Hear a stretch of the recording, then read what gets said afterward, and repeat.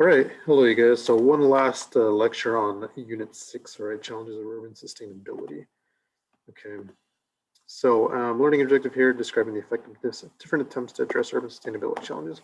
Okay, anyways, urban sustainability. So just to recap what this is something that we learned in topic 6.8 when we were talking about sustainable cities, all right, when we were talking about smart growth policies, green belts, new urbanism. So as cities continue to expand, as cities continues to grow, as urban sprawl continues, urban planners today are trying to find the means necessary to ensure that cities continue to exist well into the future. So just making sure that cities making sure that there's a balance of economic development and growth, just to protect natural resources, the health of the environment, and the livelihood of citizens, and to reduce the ecological footprint, carbon footprint of its citizens. So some challenges to urban sustainability include urban sprawl, sanitation, climate change, air and water quality, and of course ecological footprint. All right. Now these challenges they differ when looking at the developed world, and then those countries in the periphery and the semi-periphery. All right. But general consensus here: as cities continue to expand, there's going to be more environmental damage.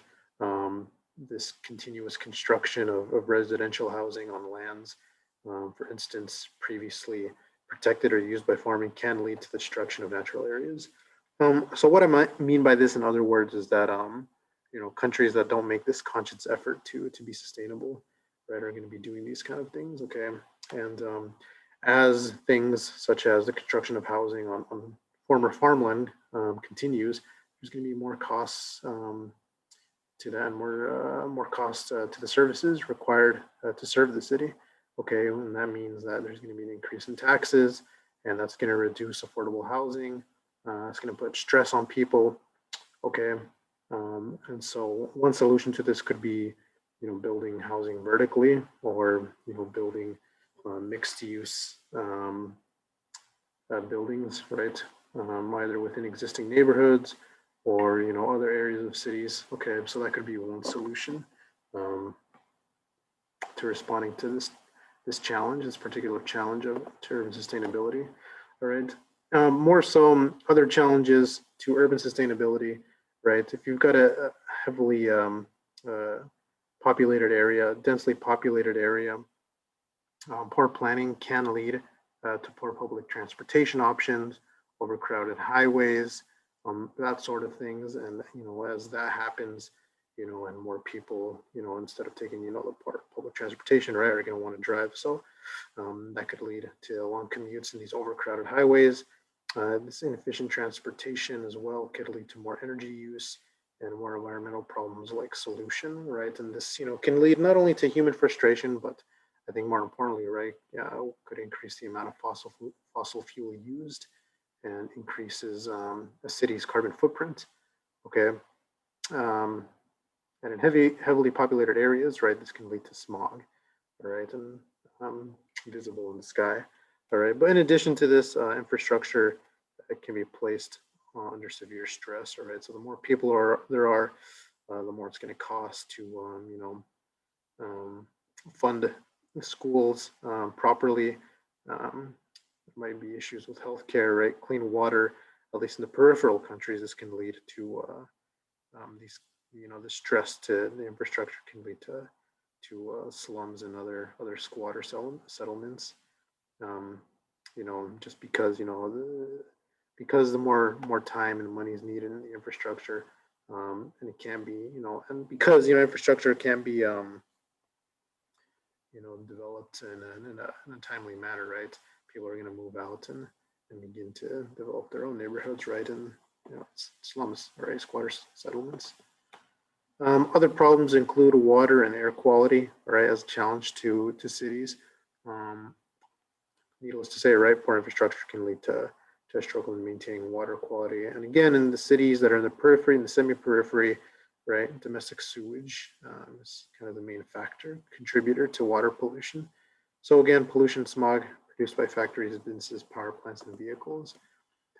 So here you see Beijing, of course, it's a pretty well-known example of smog and pollution well in the city. Mexico City is another example for you.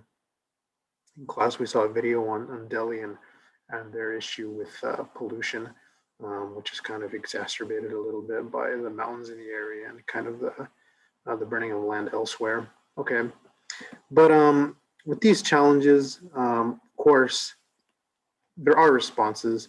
All right, and responses include regional planning, the redevelopment of brownfields, urban growth boundaries, and farmland protection policies.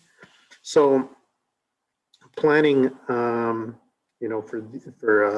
planning to respond to these challenges, right, takes a good deal of coordination at the regional scale. So, cities, counties, other towns, right?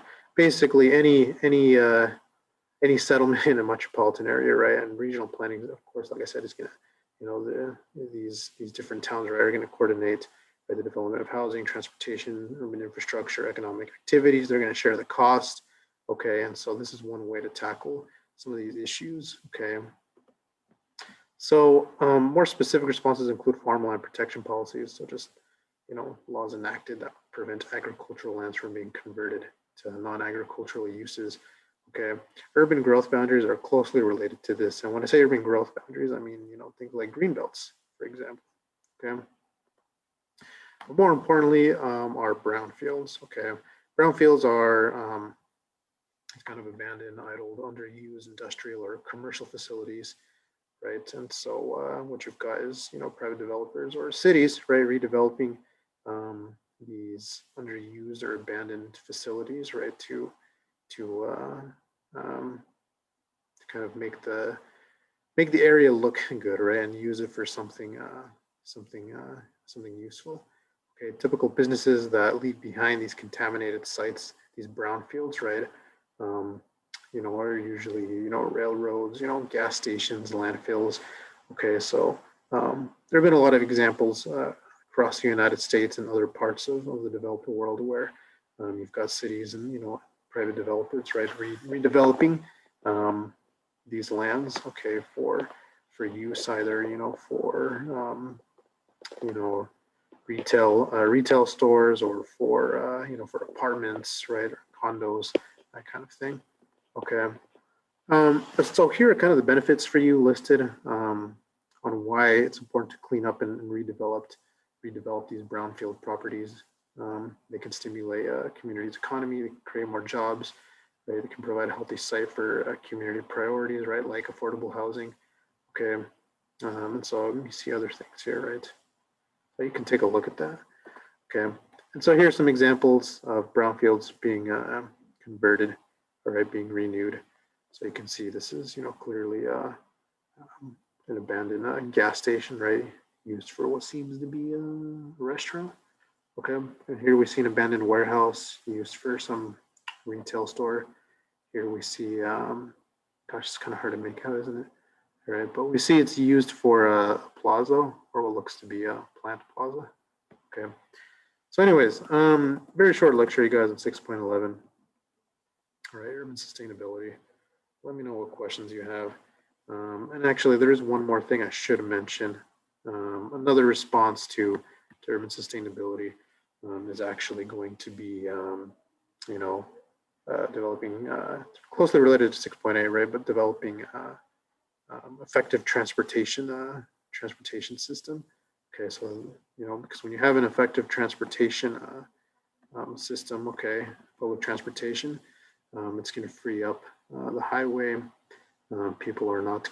Citizens are not going to, right, commute with their vehicles as much, and maybe traffic can be alleviated, and that can lead to some positive results. Okay. Anyways, that's all, you guys. Let me know what questions you have.